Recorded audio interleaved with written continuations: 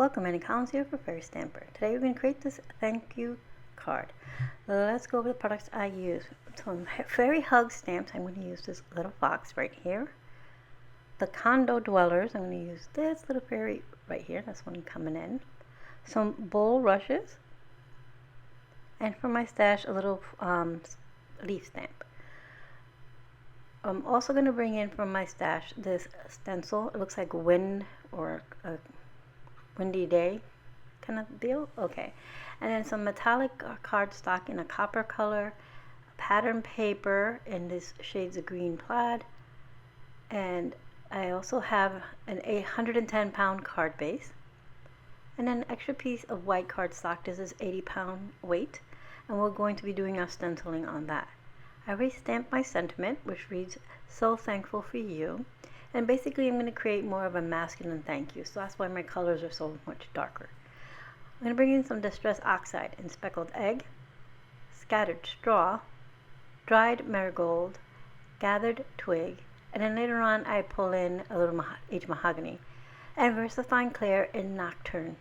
And we'll have a little strip left over of my pattern paper that I will use to back my sentiment. So let's jump right into it. I'm going to pull in my waffle flower stencil mat. My stencil I already sprayed with pixie spray, so it stays because it's very intricate.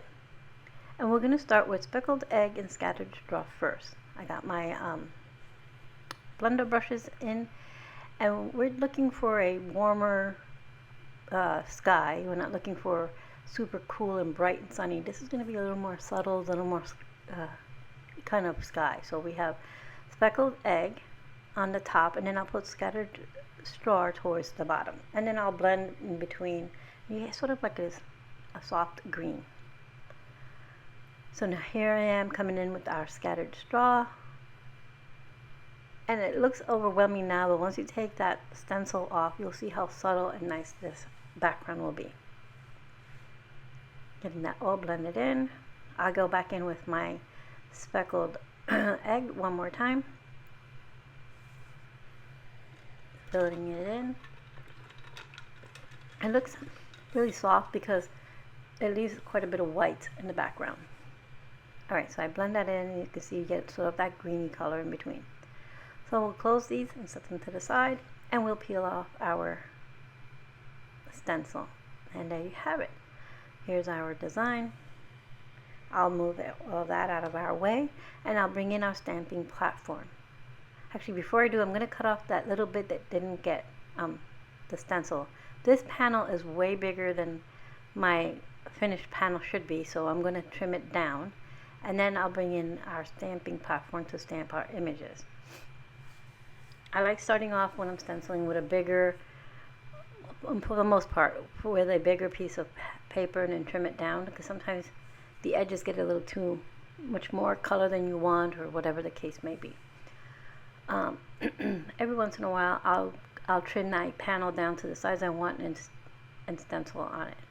Alright, so now I have the stencil panel the size I want, but now I have to trim down my copper specialty paper, because I just want a little edge all the way around, barely 1/8 of an inch all the way around. So I'm just going to trim it down, and yes, this isn't adhered yet to the copper paper, so I'm being very really willy-nilly there, not taping or adhering that panel down. Alright, so we're going to stamp the Bulrushes, and I'm going to stamp those across the bottom, and I'm trying to go up and down when I do, so they're not like straight across. And I'm going to use my VersaFine Nocturne ink for this. VersaFine Clair Nocturne ink, I'm sorry. So I'm going to move everything out of my way. Make sure my panel's secure with my magnets. And then I'll start stamping this. Now, since this is a solid stamp, I try to stamp it twice, so I get a nice darker image. And I'm not looking for exact perfection. I just want it to look really nice here and crisp. So I move on to the next second stamping of each, and every time I stamp it, I will stamp it 2 times. Now you can stamp it once if you get a nice dark image, or if you want more of that distress look, then you stamp it once and you'll have a little bit of that white coming through from the background coming through. So I moved over my panel just a bit, and I'm going to stamp my second bulrush. And then I know they're called bulrush, but to me they remind me of cattails. That's what I've always called them, but that's what the stencil calls them, the stamp calls them bulrushes. Alright, so I'm on my third one, and as you can see, I moved my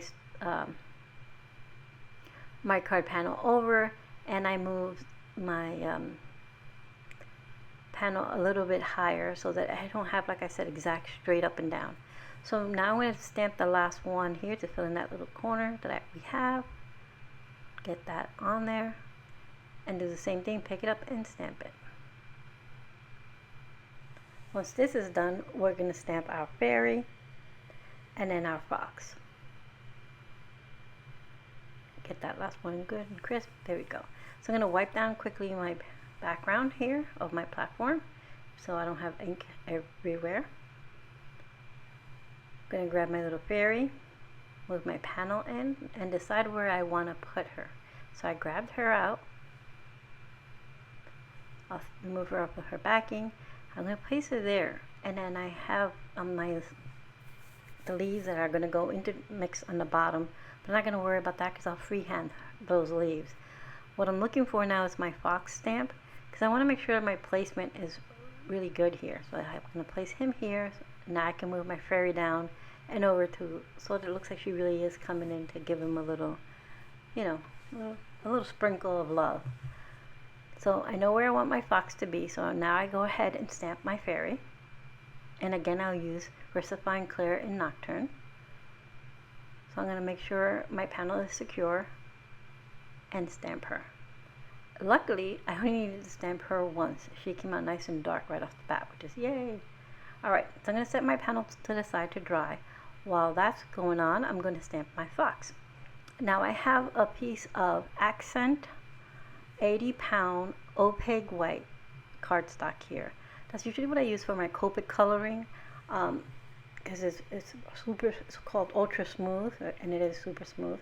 But I wanted the fox to be really bright, so I pulled that in, and I'm going to stamp him first with dried marigold. So I go ahead and ink it up with the dried marigold, and that's a distress oxide. I stamp him, apply a little pressure there. Once I have him how I want, I'm going to do a double stamping of this, or two color stamping is what I'm going to call it.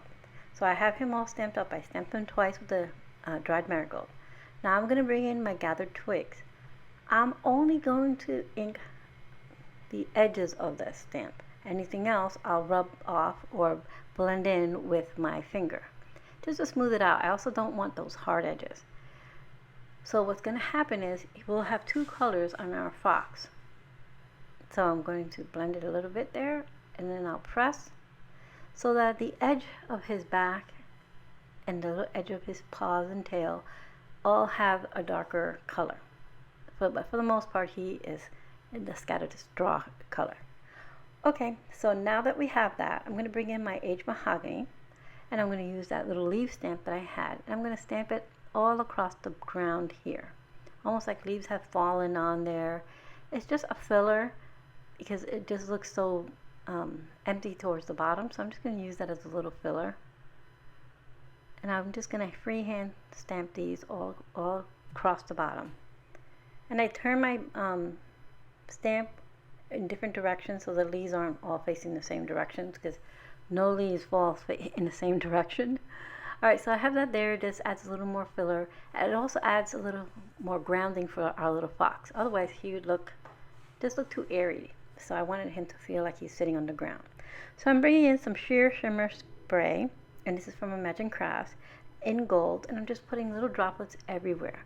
Just dropping them everywhere. That's just an optional thing. You do not have to do that, but I thought it would create a nice texture. Alright, so I'm going to quickly wipe my area, and this is going to need to dry. So if you're in a rush, you heat set this with your heat tool, If you don't mind waiting, then you let it sit and it wait for it to dry. So I'm going to quickly heat set everything. Also, I'm not sure if you're aware, but VersaFine Clair takes a while to dry. So if I were to touch anywhere on this panel where the VersaFine Clair was, while it's still wet, I would smear it. So it's always good to heat set your VersaFine Clair when you're using it. Alright, so our panel is dry. We can bring in the rest of the components to our card so we can start putting it together. But first, I have to fussy cut our little fox. So I'm going to trim away the excess cardstock, and then I will fussy cut him. And like a magic, he's all fussy cut. And I went ahead and put foam adhesive on the back of him. So let's start placing our card, creating our card. So I'm going to adhere our pattern paper layer right onto our card base. And I'm using liquid adhesive to do this. And then I'm going to adhere this stenciled panel onto our specialty paper, which is that copper colored. And I pulled the copper because the fox has that orangey tone to him, so I thought it would, blend nicely. Although I have some gold in there, the gold goes nicely. It's very small splatter, and you have the scattered straw in there, and in the plaid pattern paper, it has that green but with a little bit of yellow undertones, so it all blends beautifully. Alright, so we have our card base all set up here, and now it's time to add our little fox. So I'm going to adhere him right there, press him into place. All the backing has been removed. Now let's work on our sentiment. I have this little sentiment strip that says, "So thankful for you." Again, this is more of a masculine thank you. So I'm going to just trim it down because I stamped that on a larger piece of accent opaque, like I said. But if you missed any of the dimensions or papers I mentioned, or the stamps I mentioned, I always have everything linked in the description box below, or linked or listed, so that you can easily find what you need to find. Okay, so I'm going to adhere our sentiment strip that I've trimmed down to our pattern paper. This is, like I said, a little scrap left over from the pattern paper that we used on our card, and then I'll trim it down to just mat our sentiment strip. That also brings that pattern paper towards the front. That way we have some nice cohesiveness. It doesn't have to be matchy-matchy, but it should, coordinate nicely. Alright, trimming off the excess. And I'm going to use some foam adhesive to adhere this to our card front. So I'm going to grab my little mini roll of adhesive here, of foam tape. And then I will adhere this to the top left hand corner, right up here. Make sure it's straight before I press it all the way down. And then I'm going to add some finishing touches. I pulled in some flat back gems and some shades of green and gold. It's like not necessarily gold, it's like an orangey gold color. So it kind of picks up in the light a little bit of gold, a little bit of copper, so it's perfect. I'm going to place 2 by their sentiment and a couple around our images. So I have a couple there by our fox. And we're all set. Now you don't have to add, this as an embellishment, you can add, if you want to add an embellishment, you can use like gems like I did, enamel dots, anything you would like. And here's our finished card. I love how that little fox looks two-toned. It came out perfect. You have all that dimension in the background, so you have depth to your card. Alright, so we use VersaFine Clair and Nocturne, aged mahogany, gathered twigs, dried marigold, scattered straw, and speckled egg, distressed oxides. And we used the Bulrushes stamp, the Condo dwellers, and our cute little fox right here to create our card. I also brought in some sheer shimmer spritz just for an added touch. Like always, I'll have everything in the description box below for you to find. Thank you for being